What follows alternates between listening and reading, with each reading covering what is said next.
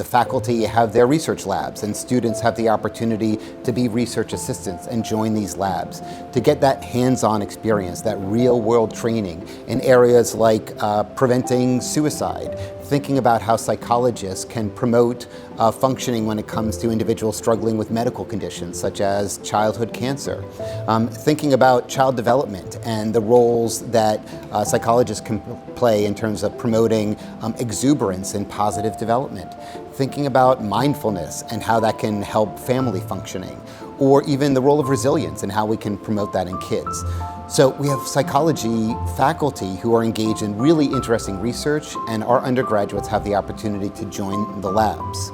Sometimes when people think about research, they think it's like dry and kind of boring and like data entry.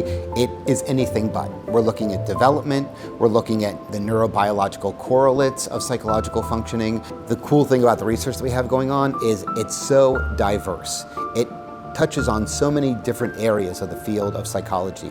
Chances are we have research going on that our students are going to find engaging and want to join. It's that hands-on experience, it's acquiring those skills in these research settings that really sets them apart when they graduate and are looking for jobs or applying to graduate school.